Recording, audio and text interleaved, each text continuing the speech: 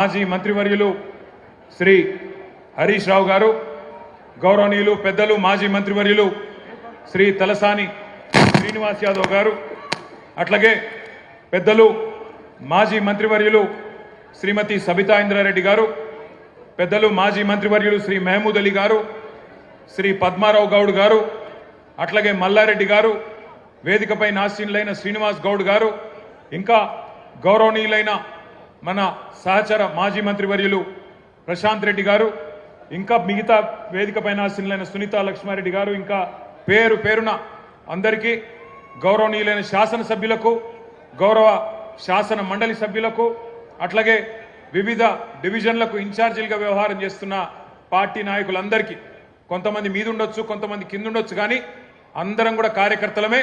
పేరు పేరున ఈ కార్యక్రమంలో పాల్పంచుకుంటున్న మా ఆడబిడ్డలకు, అన్నదమ్ములకు, మీడియా మిత్రులకు, వేదిక మీద కింద ఉన్న కేసీఆర్ కుటుంబ సభ్యులందరికీ హృదయపూర్వకంగా శిరస్సు వంచి నమస్కారం తెలియజేసుకుంటా ఉన్నాం.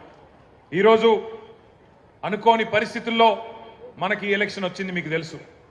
కానీ ఒక పార్టీ మీటింగు, ఒక నియోజకవర్గ మీటింగ్ అంటేనే ఇన్ని వేల మంది ఇక్కడ జమ అయినరంటే ఖచ్చితంగా మీ జోష్ చూస్తుంటే, మీ ఉత్సాహం చూస్తుంటే, గోపీనాథ్ గారిని తలుచుకుంటూ మీరు ఇస్తున్న నినాదాలు చూస్తుంటే, కేసీఆర్ గారు తిరిగి రావాలనే మీ ఆలోచన చూస్తుంటే మన గెలుపు పక్కా అయింది.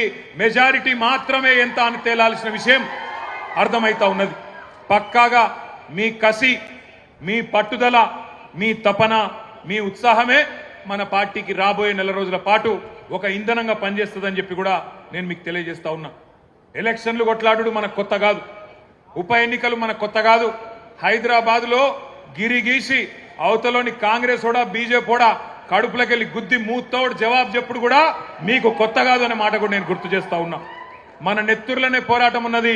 మరి 25 ఏళ్లలో ఎన్నో ఎన్నికలు, ఎన్నో ఉప ఎన్నికలు, ఎన్ని వచ్చినా కమిటెడ్ నాయకులుగా, కమిటెడ్ కార్యకర్తలుగా ఏ ఒక్కరు కూడా మొక్కబోని ధైర్యంతో ముందుకు పోతా ఉన్నారు, గులాబీ జెండాను గుండెల్లో మోస్తూ.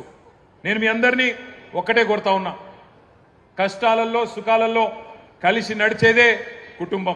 మరి ఈరోజు ఈ టీఆర్ఎస్ కుటుంబం, ఈ కేసీఆర్ గారి కుటుంబంలో మనందరం కూడా, ఈ తెలంగాణ కుటుంబంలో మనందరం కూడా కుటుంబ సభ్యులు. మన కుటుంబంలో ఒకడు, మనలో ఒకడు మన అన్న మాగంటి గోపీనాథ్ గారు అనుకోకుండా మరి కేవలం చిన్న వయసులోనే మరణించిన విషయం మీ అందరికీ కూడా తెలుసు. ఆయన అకాల మరణం ఏదైతే ఉన్నదో జూబ్లీ హిల్స్లో మిమ్మల్ని మాత్రమే కాదు, రాష్ట్ర వ్యాప్తంగా మమ్మల్ని అందరినీ కూడా బాధ పెట్టింది. తల్లో నాలిక లెక్క ఇక్కడ ఉన్న ముఖ్యంగా మా ఆడబిడ్డలందరికీ చిన్న చిన్న కానుకలిస్తూ కళ్యాణ లక్ష్మి చీర కేసీఆర్ గారు పెడితే మీకు కూడా ఆయనతో పాటు ఇంకొక కానుక ఇచ్చి ఆదుకున్న అన్నలాంటి వాడు మాగంటి గోపీనాథ్ గారు. ఇంకొక 3.5 ఏళ్ల పాటు మీకు ప్రజాప్రతినిధిగా, జూబ్లీహిల్స్ నియోజకవర్గ ఎమ్మెల్యేగా మీకు సేవలు అందించాల్సిన గోపీనాథ్ గారు మరి కన్ను మూయడం అనేది మనందరికీ కూడా బాధ కలిగించింది. ఇవాళ ఆ కుటుంబం అనాథ కాదు, ఆ కుటుంబానికి మేమందరం ఉన్నామంటూ ఒకసారి గట్టిగా చప్పట్లతో సునీతమ్మకు, అక్షరకు, దిశిరకు, వాత్సల్యకు గట్టిగా మనందరం కూడా వారికి ధైర్యాన్ని ఇవ్వాల్సిన బాధ్యత మనందరి మీద కూడా ఉన్నది. ఇవాళ ఆ కుటుంబానికి మనందరం కూడా ఇక్కడ ఉండే, రాష్ట్ర వ్యాప్తంగా ఉండే బీఆర్ఎస్ కుటుంబ సభ్యులందరం కూడా అండగా వారి కోసమే జూబ్లీహిల్స్కి కదలి వచ్చినాం. మరి జూబ్లీహిల్స్లో పోరు షురు అయింది. జనం మన దిక్కున్నారు, నిజం మన దిక్కున్నది, ధర్మం మన దిక్కున్నది. వాళ్ళకేమున్నదో నాకంటే బాగా మీకే తెలుసు. మోసపోయి గోసపడుతున్న ప్రజలు ఇక్కడికి వస్తుంటే, నేను శ్రీనివాస్ యాదవ్ గారు, హరీష్ రావు గారు కలిసి వస్తుంటే 2 ఆడబిడ్డలు మాకు ఎదురొచ్చింది కారుకు. ఒక అమ్మాయి పేరు శబానా, ఇంకొక అమ్మాయి పేరు స్వప్న.